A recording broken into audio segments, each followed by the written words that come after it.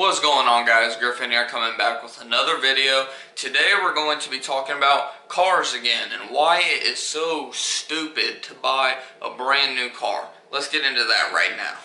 First things first about buying a new car is you have to realize how much value it is going to lose within just the first year or two of owning it, no matter how many miles you put on it. Pretty much as soon as you go and drive it off that lot, it's going to lose a couple $1,000s essentially right off the bat, no matter what a dealer tells you. At the end of the day, they're just salesmen. They're looking to put food on the table for their family, and some of them are just idiots, to be honest, and don't know what the hell they're talking about. All they're worried about is getting that paycheck. But let's put it this way, this is facts right here. I wrote everything down. Like I said, I'm trying to get better about organization for these videos. And a fact that I heard was, and I think I might have heard this surprisingly from the Dave Ramsey show again, but I'm always looking stuff up about cars, so maybe it was actually a website. Anyways, I found out that cars, brand new cars, in this case 2018s are rolling out now, they're going to lose 60% or more of their value within the first 2 years of like being driven, or just in general. Obviously they're going to be driven, but they lose on average 60% of their value within the first 2 years. Now think about that. The average new car price is $20,000 or higher. So let's say it drops even 50% of its value within the first 2 years.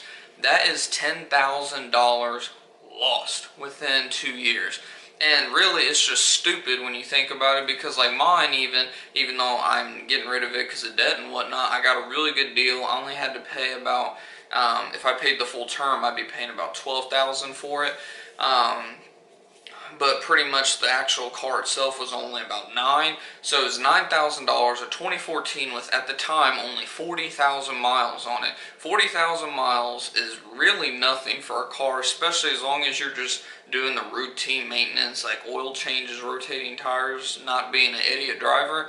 If you can get a 2-4-year-old car for like $10,000 or less, that you can tell the Carfax report and everything is clear and nothing hasn't been in a wreck. Wow, I just dropped my paper.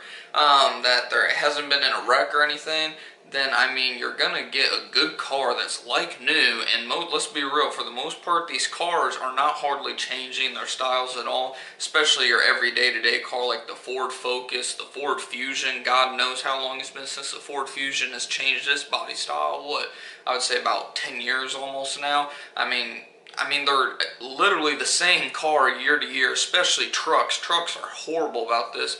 Ford kind of changes theirs from time to time. That's a whole nother topic. Point being, every 5 or 10 years, cars like stay the same. They're like the same thing. So if you can find one that's 2-4 years old with very low miles for like half the price of a new one, or even lower, especially if you're getting a private party through Craigslist, Facebook, so on, you're gonna get a really good deal.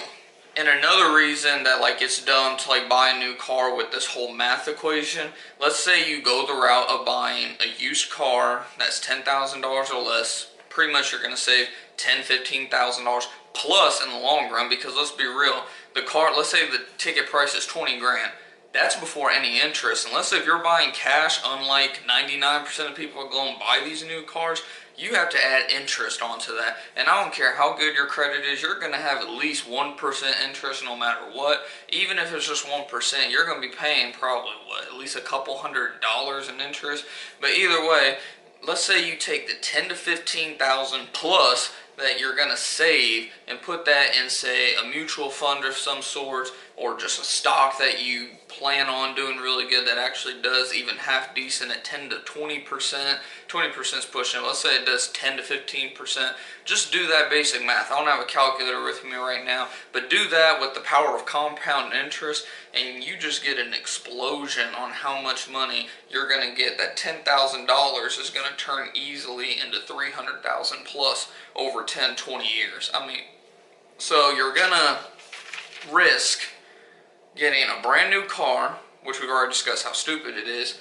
You're going to risk losing $10,000 in value just to have a brand new car that is going to probably give you a bunch of BS after about a month or two. You're not even going to care about it anymore. You're going to risk losing $10,000 in value over 200,000 plus in 10 years or so, 10, 20 years, however long it takes, let's say 20 years, you're gonna pretty much miss out on $290,000 over a stupid car. I mean, you just gotta use your head sometimes, use common sense. I mean, common sense obviously isn't so common, or people like Dave Ramsey and financial advisors wouldn't have jobs. But it's just crazy when you actually sit down and think about it. That's why a lot of people say when you're making a purchase over $500, go away, like leave the store, leave the car lot, wherever you're at, go away and just spend at least 24 hours thinking about it. 9 times out of 10, you're gonna talk yourself out of it. Sorry about that, guys. I guess I ran out of memory, wasn't paying attention. But where was I leaving off at? Like I was talking about, if you invested that money, another reason, you are more likely to go into debt. Obviously, I hate debt.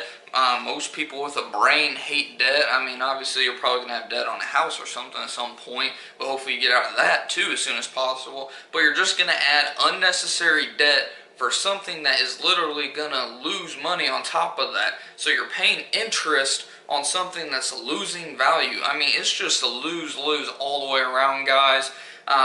The math, all you got to do is simple, basic math a 5th grader, 6th grader could do. A 5th grader, 6th grader could sit there and do the math and tell you you're an idiot if you buy this new car. I mean, it's just ridiculous. I mean, I don't care how good of a deal, how big of a closeout clearance deal it is.